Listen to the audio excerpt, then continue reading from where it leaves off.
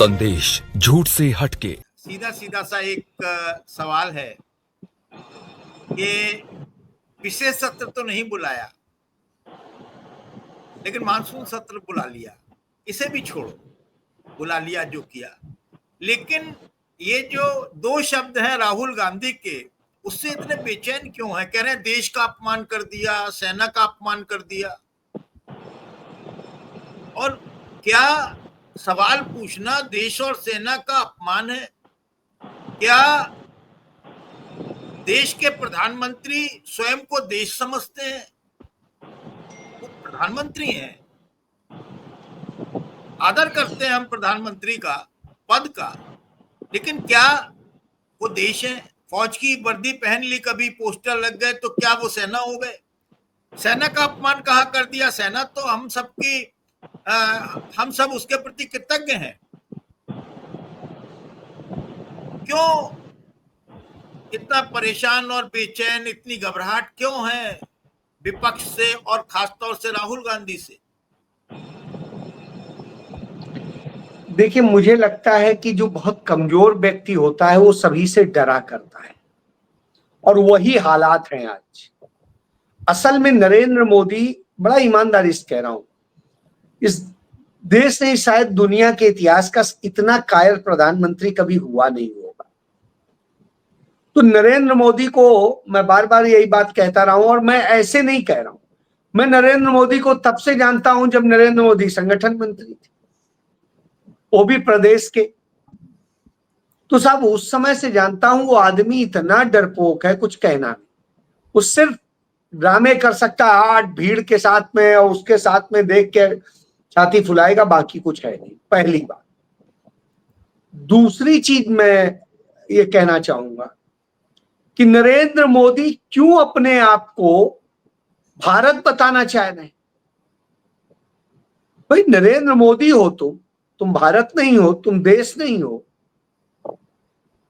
संविधान प्रधानमंत्री को नौकर बनाता है। आप हमारे सेवक हो, लोक सेवक शब्द लिखा हुआ है। तो आप हमारे चूंकि सेवक हो, तो आप सेवा वाली बात करो ना, कोई परेशानी नहीं। लेकिन आप मालिक बनने की कोशिश कर रहे हो, आप देश बनने की कोशिश कर रहे हो। तो मुझे लगता है इस बात से बेहद तकलीफ है कि कोई व्यक्ति अपने आप को देश बताना चाह रहा है। और सबसे बड़ी चीज, राहुल गांधी इस देश के नेता प्रतिपक्ष, यानी शैडो प्राइम मिनिस्टर। और शैडो प्राइम मिनिस्टर का जॉब क्या होता है? जो संविधान ने उन्हें ड्यूटी दी है, वो दी है जनता के हर सवाल आप पूछें, हर वो सवाल पूछें जो जरूरी है, देश को पता होना चाहिए देश किससे बनता है। आज सरकार के पास जो पैसा है किसका दिया हुआ है? हमारा, आपका, सबका। तो यदि हमारे देश का कहीं पैसा बर्बाद हुआ है, हमारे देश का कहीं जो है सामान बर्बाद हो रहा है, हमारे देश की कहीं दुर्दशा हो रही है, हमारी संस्थाओं की दुर्दशा हो रही है, तो उस पर सवाल कौन पूछेगा? नेता प्रतिपक्ष का काम। राहुल गांधी को पूछना चाहिए, और वो अपनी ड्यूटी परफॉर्म कर रहे हैं, और उन्होंने अपनी ड्यूटी से बढ़कर परफॉर्म किया। तो चूंकि नरेंद्र सरेंडर है, इसलिए वो डर रहा है। वो इसलिए डर रहा है बताने में, क्योंकि यदि बताएगा कि इतने विमान गिरे हैं और उसमें इतने राफेल थे, तो साहब फिर जो वो दलाली खाई गई है राफेल पर, वो भी तो सामने आ जाएगी। जो विमान 526 करोड़ का मिल रहा था, वो आखिर 1670 करोड़ रुपए का क्यों लिया? हजारों करोड़ रुपया खा गए आप। जितने पैसे से आप सोचिए 135 विमान आने थे, उतने से आप क्या लेके आए हैं? तो यह अपने आप में है, इसलिए इन्हें डर लग रहा है। अब संसद का विशेष सत्र बुलाते तो वो बुलाना पड़ता किस नाम पे? इस पूरी घटना के कारण। तो साहब इस घटना पे चर्चा होती, डेडिकेटेड होती, इसी पर बात होती। मानसून सत्र तो बुलाना अनिवार्य है, वो कोई आप एहसान नहीं कर रहे। आपको एक सरकार चलानी है तो बुलाना पड़ेगा, आपको तमाम अनुदान, तमाम सारी चीजें, आपके क्रियाकलापों को सहमति दिलानी है उसमें। वो कोई आप जनता के लिए नहीं कर रहे। लेकिन यदि अभी बुलाते, विशेष सत्र बुलाते, तो वो जनता के लिए होता, जनता के सवालों के लिए होता। यह वजह है। इसलिए डरपोक व्यक्ति है, डरपोक कभी भी सवालों का सामना नहीं कर सकता है, और जो सवालों का सामना नहीं कर सकता है वो इसी तरीके के ड्रामे कर, तो वही तो ये कर रहे हैं, और क्या कर।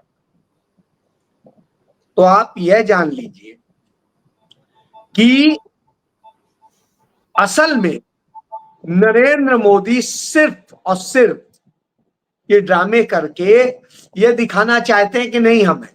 लेकिन राहुल गांधी उनकी पोल खोल देते हैं, राहुल गांधी बता देते हैं कैसे सरेंडर कर गए और क्या क्या स्थितियां हैं आज देश की। इसलिए डर लगता है, और राहुल गांधी को देश ही नहीं दुनिया में सुना जाता है। राहुल गांधी एक तो भारत के नेता प्रतिपक्ष होने के कारण एक वजूद रखते हैं, और दूसरा गांधी नेहरू परिवार से होने के कारण वजूद रखते हैं।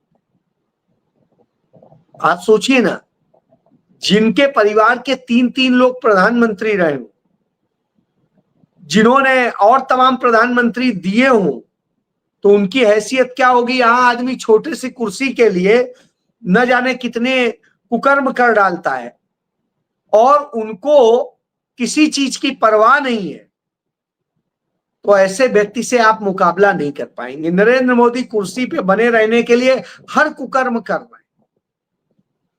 ये वजह है, सच सामने आ जाएगा उससे डरते हैं। आज तक बताइए, चलिए हम कहते हैं हम पहलगाम पे नहीं पूछते, तो साहब बता दीजिए पुलवामा में क्या हुआ था, उसका तो टाइम हो गया ना। वही बता दीजिए क्या हुआ था, आरडीएक्स कहां से आया था, क्या था, कैसे था, उसका डोजियर दिया है क्या आज तक दुनिया को? नहीं दिया है। आप बताइए, उरी पे बात कर लीजिए, उरी का डोजियर दिया है क्या? आज तक पठानकोट का डोजियर दे पाए हैं क्या? वहां से आप सीआईए तक को ले, उसको आईएसआई तक को ले आए थे पठानकोट, और उसके बाद गुरदासपुर का क्या डोजियर दिया है आपने? नहीं दिया। आपके पास कुछ है ही नहीं, सिर्फ हवा में बात करने आपने अपने प्रतिनिधिमंडल भेजे, हवा में तमाम बातें कर रहे हैं। और यहां क्या है, जब हम यह बात कर रहे हैं कि पाकिस्तान एक आतंकवादी देश है, उस समय संयुक्त राष्ट्र संघ पाकिस्तान को आतंकवाद विरोधी जो कमेटी है, स्थायी कमेटी, उसका वाइस चेयरमैन चुन लेता है। भारत के मुंह पे, यानी नरेंद्र मोदी के मुंह पे तमाचा पड़ा है। आप क्या कर रहे हैं वहां, कौन सा पक्ष रख रहे हैं? Asian development bank, Narendra Modi मिलते हैं, उसके तीसरे दिन उसे लोन दे देता है।